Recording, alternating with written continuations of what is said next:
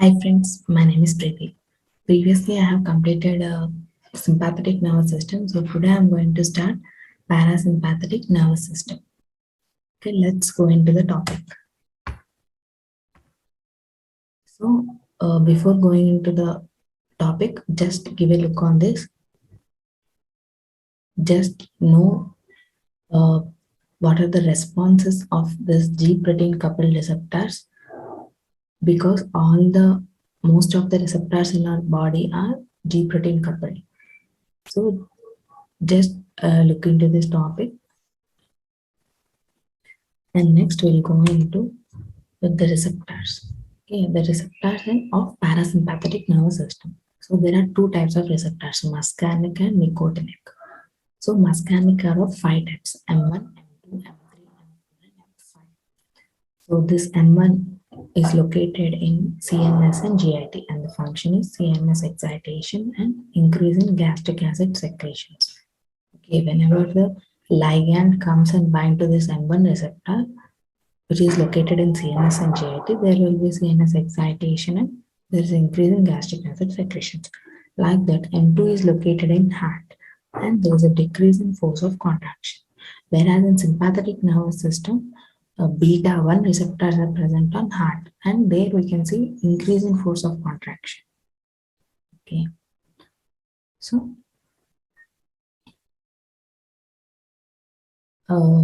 their beta 1 is GS coupled. GS means it stimulates the adenyl cyclase and there is an increase in force of contraction. Whereas here M2 is GI coupled, means it inhibits the adenyl cyclase enzyme. There is a decrease in production of cyclic AMP, and we can see there is no force of contraction. Okay. So M3 is located in smooth muscles and exocrine glands. So M3 is also GQ coupled. Here also we can see contraction except the blood vessels. Okay. And exocrine glands, there is an increase in exocrine secretions. And M4 and M5 present in CNS, they enhance the locomotion. So here M1, M3, M5 are GQ coupled, whereas M2 and M4 are inhibitory, GI coupled. So remember these functions, the final responses. And next we come to NM and NN, nicotinic receptors. These NM are present at neuromuscular junction. Okay. Neuromuscular junction is the space between the neuron and the muscle. Okay. Neuromuscular junction. And here we can see the final response is skeletal muscle contraction, whereas NN is located in autonomic ganglia, adrenal medulla, and CNS. These are the final responses. There is a ganglionic transmission, and there is an adrenaline release, and there is CNS excitation. These nicotinic receptors are ionotropic, whereas muscarinic receptors are G protein coupled. Okay. Next, we move to how actually it works. Okay, the neurotransmitter of parasympathetic nervous system is acetylcholine, main neurotransmitter. First, we'll see how it is synthesized. Okay, choline and acetyl coenzyme, by the action of enzyme acetyltransferase, gets converted to acetylcholine. Then it gets stored in the synaptic vesicles. Okay, acetylcholine. So this is how the acetylcholine gets synthesized. So here we can see this is a presynaptic neuron and this is a postsynaptic neuron. So whenever there is a stimulus, what happens? There is a depolarization of the surface of the neuron, and it causes opening of the calcium channels, and there is an entry of calcium into this presynaptic neuron. Okay, then what happens? This acetylcholine, this synaptic vesicle containing acetylcholine, then it releases the acetylcholine into the synapse. Okay, here acetylcholine is released into the synapse. Then here what happens? This acetylcholine, it can get metabolized by the enzyme cholinesterase, or it can act on nicotinic receptors present on postsynaptic membrane, or it can act on muscarinic receptors, or it can again reuptake by this receptor. Okay, it can again reuptake. So this is the condition. Here there are two drugs. Transfer of acetylcholine into vesicles is inhibited by vasamicol. Okay, vesicle means vasamicol. Ves. Remember like that. Okay. Here this is a synaptic vesicle. So entry of acetylcholine into the synaptic vesicle is inhibited by vasamicol, the drug. And another drug is reuptake of choline into the presynaptic neuron is inhibited by hemicolonium. See here, acetylcholine is getting metabolized into choline and acetyl coenzyme A. So here this choline is inhibited by hemicolonium. Please remember these drugs, vasamicol and hemicolonium. Similarly, there are reuptake inhibitors in sympathetic nervous system also. There are some drugs which inhibit the reuptake of norepinephrine into the presynaptic neuron. Okay. Like this, there is a production of responses. Next, we go to classification. So, classification of parasympathomimetics. There are three types of classes: directly acting drugs, then cholinesterase reactivators, and then indirectly acting drugs. Directly acting means they directly act on the receptor on the neuronal surface. Okay. And in indirectly acting, what happens? They do not directly act on the receptor, but instead they act on this enzyme. Okay. This cholinesterase enzyme, they inhibit this enzyme from breaking down the acetylcholine. So what happens? There will be an increase in the concentration of acetylcholine in the synapse. And that acetylcholine will finally act on the receptors. So indirectly acting, again there are two classes, cholinesterase and cholinomimetic alkaloids. Cholinesterase. So this is the structure of the cholinesterase. Okay. And here we can see, this is a choline group, this whole part. And here we can see examples: acetylcholine, methacholine, carbachol, and bethanachol. See, acetylcholine acts on both muscarinic and nicotinic receptors. And this is the structure of acetylcholine. Acetyl CH3, C double bond O, and CH2, CH2, N.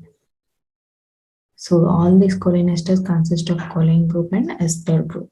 And methacholine, it acts on only muscarinic receptor. Okay, MM, only muscarinic.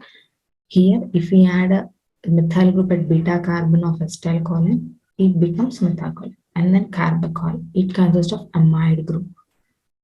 Okay, C double bond and H amide. It acts on both muscarinic and nicotinic receptors.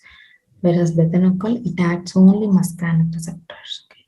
And by adding a methyl group on the carbachol, we get bethanachol. Okay. From acetylcholine, we get methacholine.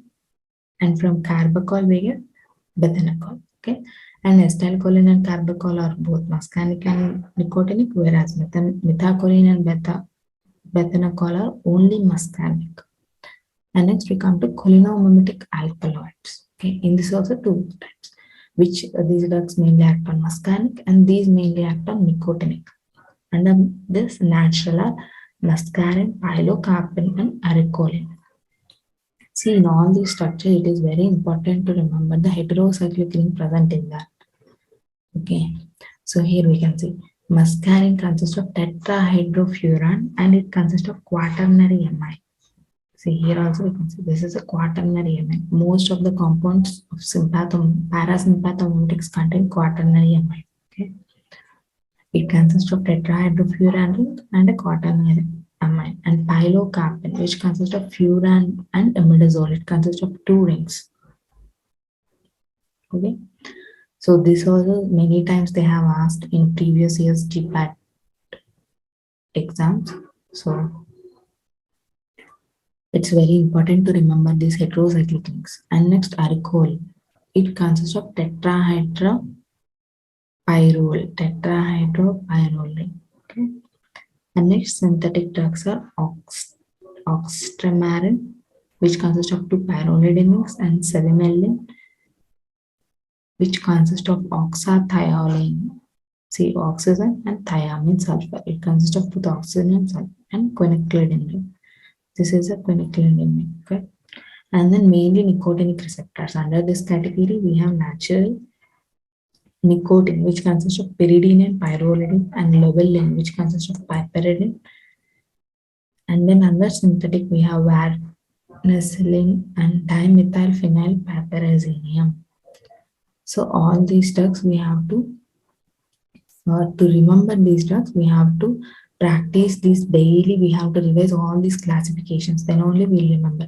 If you read now and if you leave it tomorrow, then you'll definitely forget. So daily revise the classifications. Okay, revise yourself, or once write in a book all these classifications, then you'll definitely remember them. Next, we come to indirectly acting anticholinesterases. They're also called as anticholinesterases. And here we have reversible and irreversible. Okay, reversible, we have short and intermediate acting drugs. Under irreversible, we have long acting. Okay, from the name itself, we can say reversible. Reverse means again they will come to its original form. It is very short and intermediate. Whereas irreversible, we cannot take it back. So it is a long acting. Under this short, we have edrophonium, which is again a quaternary amine. And under intermediate are also called as carbamates, because these drugs which come under intermediate acting, they contain a carbamate group. Okay, this is the carbamate. See, double bond O and N. So this consists of a tertiary amine, physostigmine. It consists of 2 pyrrolidins and it is a tertiary amine, whereas neostigmine and pyridostigmine are quaternary amines again.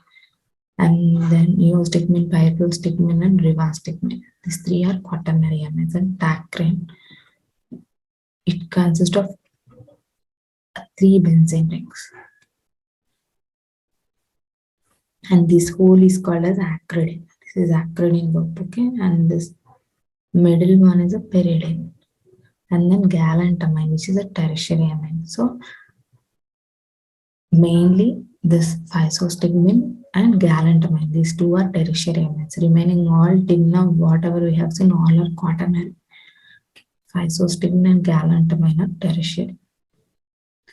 And under irreversible long acting, these are also called as organophosphates because they consist of phosphorus and sulfur groups in their structures. The examples are parathion, malathion, isofluorphate, ecothiophyte. This is the exception. Okay, this ecothiophyte is a reversible one, but it is an organophosphate. Okay, and propoxyl-BAVON, and it is a carbamate. It consists of carbamate, but it is irreversible. Okay, these 2 you have to remember. Isofluorphate or difluorophosphate. Okay. And next one is, so here you can see the structures. Acetylcholine, carbachol, methacholine, methanocol, pilocarpine, which consist of imidazole and a furanrine. Okay. And then physostigmine, neostigmine, pyridostigmine, and rivastigmine. These 3 consist of quaternary amines. Quaternary. Edrophonium, tacrane, which consists of acridine group. Okay. Ecothiophyte, irreversible ecothiophyte. See here you can see parathion and malathion isopropyl, which consists of phosphorus and sulfur groups. See, sulfur, phosphorus, sulfur. Okay.